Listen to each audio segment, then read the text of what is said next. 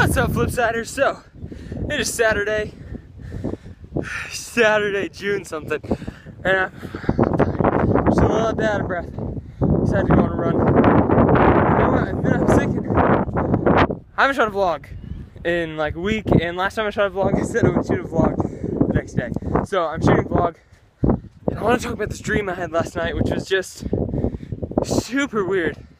I had maybe the most violent set of dreams last night that I've ever had. And real quick, I said last vlog I'll talk about the new partnership that I have with my gaming channel. I'll talk about it next time. It's not that big of a deal. Okay, so I couldn't sleep at all last night. I woke up feeling really just nauseous and icky, probably because I didn't sleep much. But and I actually tried to go to sleep this time. I just couldn't for whatever reason. It's so beautiful out here. I'm really out of breath.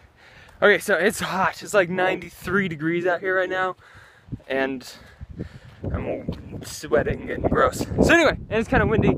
I'll try to talk over the wind.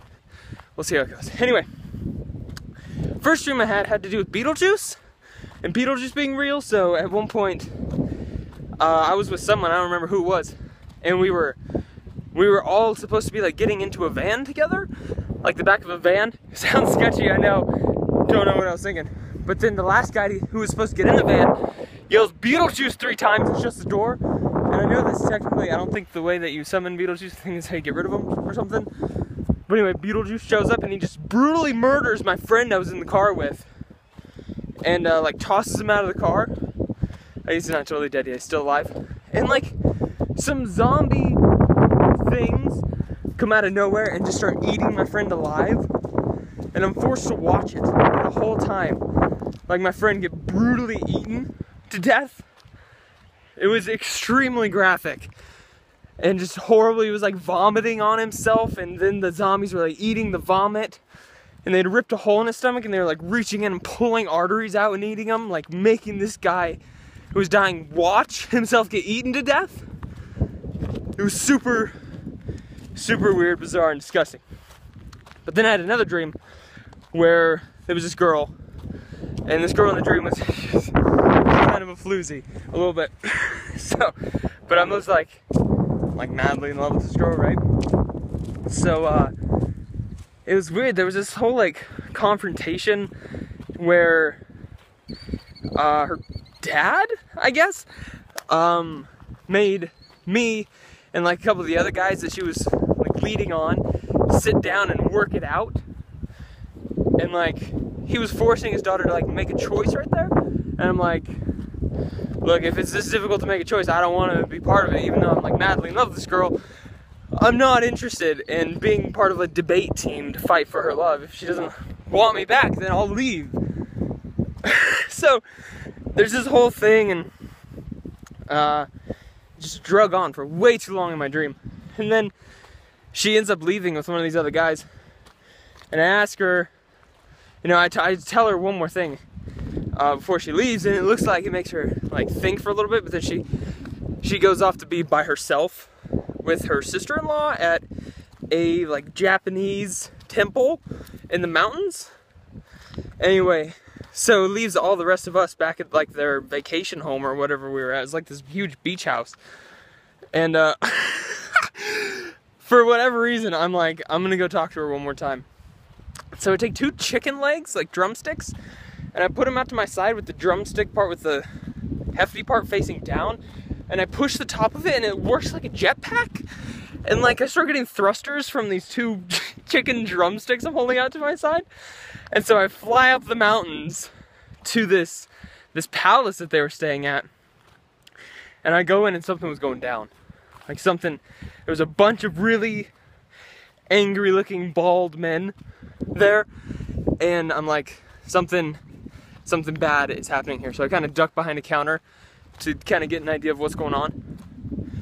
And these guys just like brutally murder like the guard of this palace. And so I'm like, well, this is bad. So I run back to the room where this girl was at, and I'm like, hey, excuse me, we need to leave. Like right now, we need to go, I'm getting you out of here. And so I end up like brutally murdering like 7 or 8 guys. One guy snapped his neck, the other guys I like killed brutally with hatchets and swords. I mean, they were coming after us. So I was defending myself, but it was extremely intense and violent in a way that I haven't had a dream in a really long time. And it was quite traumatic. I was like slicing people's throats and stabbing them through the gut and slicing and their intestines were falling. It was weird. It was weird. So anyway, me and this girl, we go through this whole thing. None of the other guys came to save her. And then I'm gonna have to support my arm. My arm is so tired right now. It's so sore. But to escape, there's a bunch of more guards coming at us. So I gave her a pair of the chicken drumsticks, and I'm like, hey, you have to believe. You have to have faith that this is gonna work, or else it won't work. And at first she jumps off and tries to activate it, and it doesn't work. So I have to go down and catch her. I'm like, hey, listen, you have to believe that this is gonna work. And then she eventually, it like stutters a little bit as she jumps again. I don't know why I just didn't carry her, but anyway, it was like a movie, and then eventually it takes off, she starts going. And we were flying back to her beach house, and she wasn't paying attention, she falls into the water. She falls into the ocean. And I freaking hate, like, the middle of the ocean freaks me out. Like super deep water like that freaks me out, but I like instinctively, I'm just like turn my drumsticks down and just floor it into the water down after her.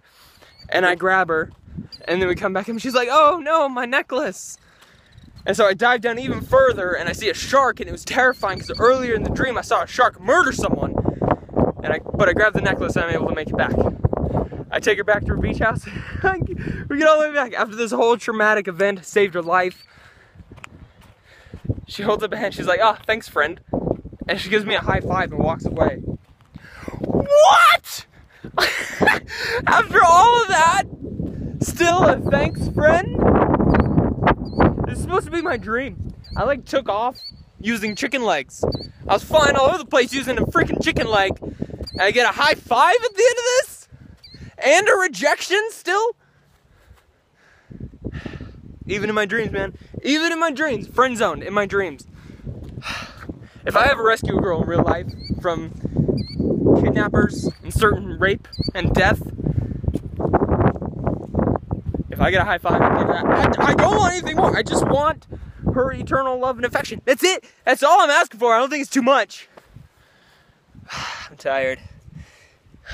And I'm white. Look at this. I've been out in the sun so much recently, and I'm still the whitest little crazy person in the world. I need to get tan. And I need a new pickup line, maybe. And I don't know. I don't know. Maybe I should just let her die. No. That's not even funny. It's not even funny. Anyway, this vlog has been very windy and exhausting and winded. Windy and winded. I don't know if you heard anything I said. I hope you did. And I got a new partnership on my gaming channel that I'll talk about next time. I'm not promising tomorrow.